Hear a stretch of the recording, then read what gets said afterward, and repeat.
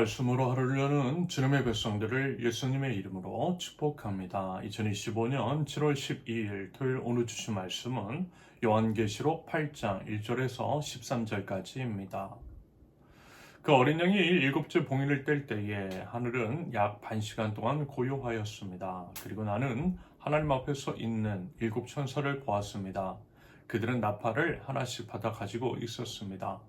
또 다른 천사가 와서 금향로를 들고 제단에 섰습니다.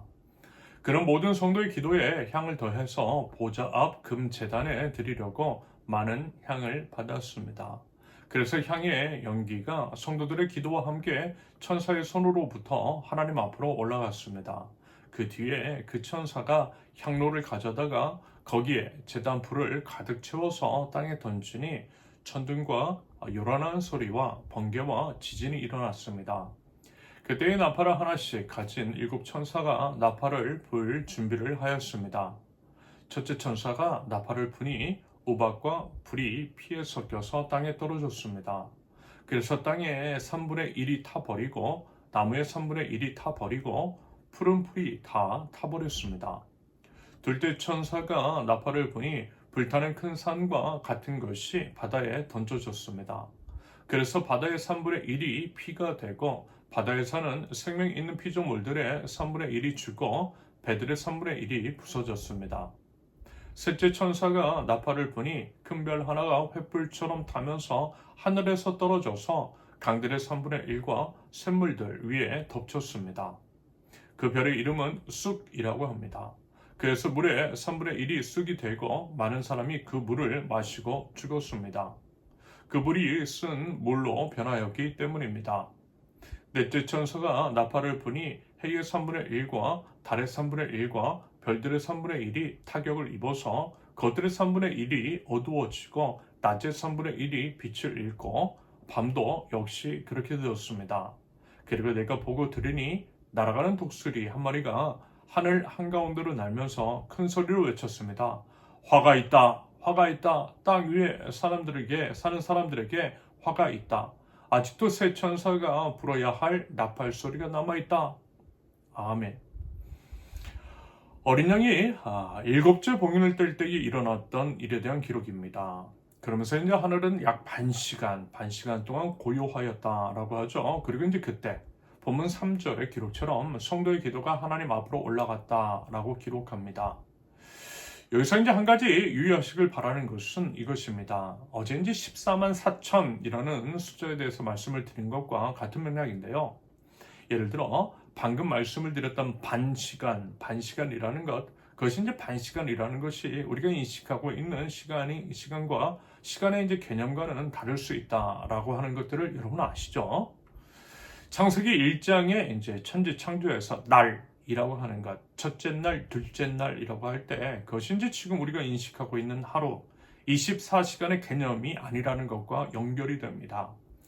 누차 이제 말씀을 드리듯이 그것은 비유와 상징이고요. 그것들을 통해 결국 무엇을 말씀하시고자 하는 것인지를 아는 것이 중요합니다. 계속 이제 살펴보게 될 텐데요. 일곱 천사가 나팔을 분다라고 할 때 여러 재앙들도 마찬가지입니다. 그것은 이제 문자적으로 해석하되 그것들은 이제 절대적으로 그와 같이 똑같은 일이 벌어진다라고 하는 식으로 해석할 필요는 없지요. 아울러 이제 그 상징과 비유에 대해서 그 개별적인 것들의 세세한 의미가 무엇인지에 대해서도 알기 위해 너무 이제 과한 에너지를 쏟을 필요도 없습니다. 최정원 교수의 거꾸로 읽는 세계사에 이런 내용이 나와 있습니다. 기성교회에서 이탈하여 이단이나 사이비 종파로 들어가는 경우는 대부분 지나치게 종교적이기 때문이다. 믿는다는 것 혹은 더 잘 믿는다는 것을 마치 숨겨진 비밀을 깨달아 고차원의 세계에 들어가는 것으로 이해한다. 일견 순수한 종교적 동기로 보이지만 철저히 개인적이고 이기적이다. 더 깊은 비밀을 깨달아 선택받은 자의 물에 들고자 하는 욕구는 그 길을 알고 이끌 수 있다고 주장하는 자에게 맹목적으로 복종하는 모습으로 변할 수 있다. 일상에서 살아내는 것이 신앙이라는 관념은 여기에 끼어들 수 없다. 오로지 더 우월한 깨달음의 경지, 선택받은 자의 무리에 들기 위한 욕망이 삶을 추동한다. 그런데 그 욕망이 요구하는 대가는 주체의 죽음이다. 교주에게 또는 그가 이끄는 공동체의 몸과 정신과 영혼을 빼앗길 뿐이다. 여러분 제발요. 너무 이제 신비한 거 좋아하지 마세요. 특히 이제 비유와 상징이 많이 사용되고 있는 요한계시록의 해석에 있어 여러 이제 이단적 가르침이 난무하고 이단과 사이비 종파가 들고 나오는 것이 요한계시록이라는 것을 여러분 결코 간과해서는 안 될 것입니다. 그리고 여러분 상식적으로 한번 생각해 보십시오. 하나님은 차별이 없으신 분, 한 사람이라도 더 구원에 이르기를 바라시는 아버지 하나님이십니다. 그런다고 할 때 어떤 특정한 부류에게만 하나님의 비밀을 알려주시고 그래서 그들만 구원을 받도록 하시지는 않으시겠죠. 그거야말로 하나님의 속성을 분명하게 거스르는 것입니다.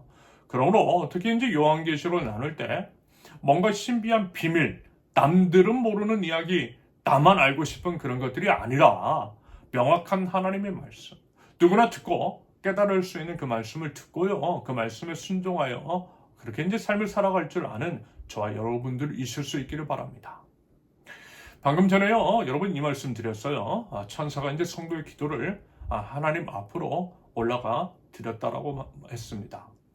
지난번에 이제 말씀을 드렸듯이 보통 이제 제단에서 이제 피우는 향을 성도의 기도, 우리 이제 하나님께 드리는 기도로 성경은 표현을 하죠.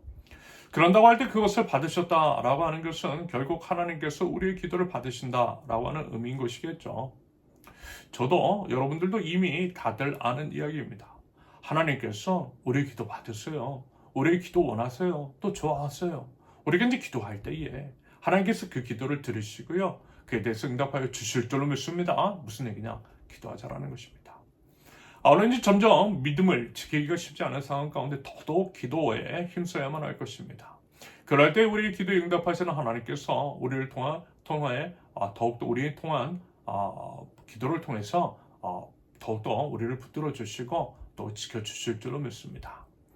1절 이하에서는 나팔을 불 때마다 벌어지는 무서운 심판에 대해서 묘사합니다. 우박과 불에 의해서 땅과 나무와 풀이 다 타버렸다라고 하죠. 불타는 큰 산과 같은 것으로 인해서 바다와 바다 생물과 배에 재앙이 임했다라고 합니다. 이것은 큰 별 하나가 횃불처럼 타며 하늘에서 떨어져 강물과 샘물이 덮쳤고 먹을 수 없게 되었다라고 해요. 그리고 이제 해와 달과 별이 타격을 입고 어둠에 처하게 됐다라고 합니다.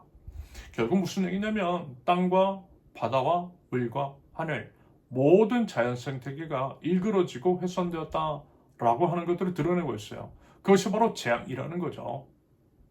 그렇다고 할 때 우리는 이런 것들을 통해 현재 우리가 직면한 자연 생태계 위기를 연관지어 생각해 보지 않을 수가 없겠죠.